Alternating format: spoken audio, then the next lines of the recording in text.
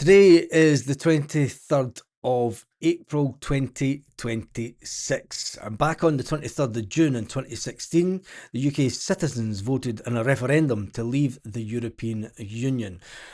On March 29, 2017, the then UK Prime Minister, Theresa May, formally triggered Article 50. And it's interesting because Permanente Article 50 is on our permanent residence cards that we now have here in Spain. After 5 years, we got our permanent residency, and we still have all the benefits of free travel, not getting your passport stamped, etc., because we jumped ship before the deadline. Under Theresa May, the deadline was extended twice after the UK Parliament rejected the deal her government had negotiated with the EU. Many people are talking about coming back into Europe. Give me your thoughts on it. This will be a very divisive video. When you look at what happened back then and the EU referendum, it has to be said that it was a decision that definitely divided opinions. When you look at England, 53% of voters voted to leave. I wonder how many of them changed their mind. Over 15 million. 13 million voted to remain. In Northern Ireland, 400,000 voted to remain. 349,000 voted to leave. In Scotland, 62% voted to remain in Europe. All the way down to the borders, everyone wanted to stay in Europe. In Wales, there was 1.6 million voted to leave and just over 1 million. It wasn't a high turnout, it was only 67%, and it was actually a bit bigger than Northern Ireland. They had 62%, and Wales had 71%, and 73% for...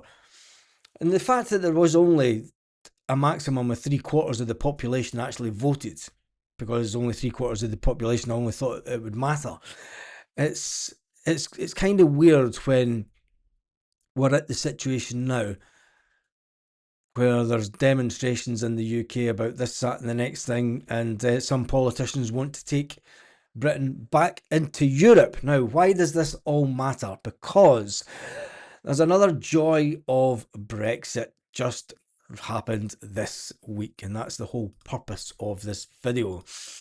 British-based pet owners with plans to travel to the EU, and they will obviously blame the EU for this, because let's face it, it's the EU putting in these things to stop people from Britain coming to the EU.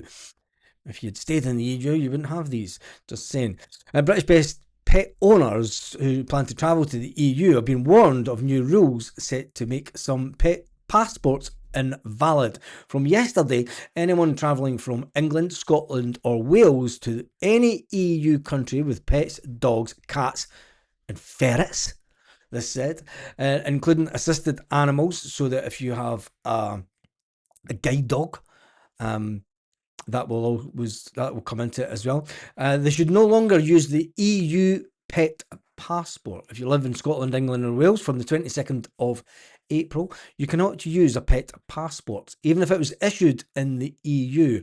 If you use a pet passport, you may be refused entry into the EU, says the .gov website. Travellers will need to get a vet to issue a AHC before they set off within 10 days of their trip. A new certificate will be needed for each trip from the United Kingdom into Europe. Now, there's a lot of people who have holiday homes that obviously travel. I mean, we know quite a few people that travel down in motorhomes and stuff to their holiday homes and bring their pets with them. They had the EU passport. We had to go through the whole rigmarole. I mean, that's a story and a half, because during lockdown, remember when we travelled in 2020, when we drove through the Channel Tunnel, we went to all the expense of all the vaccinations and the pet passport and everything else. And when we trundled up to the Channel Tunnel, we were to go to this area for the pet passport. And when we got to the door, we were told to back off, go away, get back in your vehicle, don't come near us. And we trust that all your documentation is correct and fit for purpose. Nobody checked it. Nobody even looked at the dog. The dog might not even been there. Might have 10 dogs. Nobody would known. It was a crazy time to travel. It was so easy. I mean, there was you could have been dead bodies in the back of the van. You never know, but there wasn't. But anyway, the fact that people are now going to have to get this new certificate for each trip from the United Kingdom to Europe, people say, well, that's it. It's Europe's fault, isn't it? Tell me your thoughts in the comment section, and we'll try and read as much of them. And we might do a video where we reply to the comments. The EHC can be used for up to 6 months for onward travel within the EU and for re-entering the United Kingdom, as long as rabies vaccination are still valid.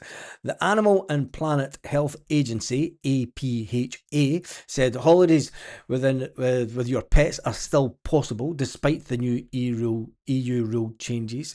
The APHA spokesman said anyone planning to travel should check guidance on uk.gov and the entry rules for their destination to avoid delays and ensure a smooth journey. Oh, that's all we need.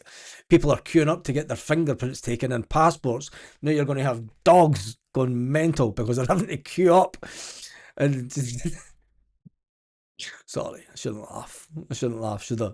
It's It's like Noah's Ark, isn't it? It's like Noah's Ark. They go on two by two, get their passport stamped, and checked at the entry points. Anyway, to avoid delays and smooth journeys, pet owners residing within Great Britain should get an animal health certificate if they are travelling from Great Britain to an EU country.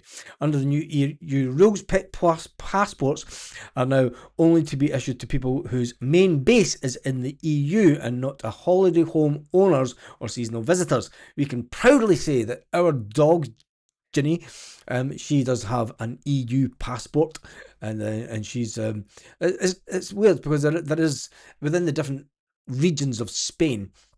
They do demand different types of things. You've got to remember that Spain's 17 autonomous communities that all do things completely different and don't necessarily get on all the time. But anyway, it's a fantastic country, and we're glad that Ginny is all legal in this country. And she actually got her EU passport before we got our permanent residency. Anyway, the Department for Environmental, Food and Rural Affairs in the UK said that member states have specific pet travel requirements, and owners should always check the entry details before travelling. British-based travellers can still use an EU passport for their return journey back home. The UK government is updating guidance to pet owners in light of the new EU regulations. All extra paperwork needed for the owner not travelling with their pet is also required, and whoever is taking the animal abroad must have written permission from the owner.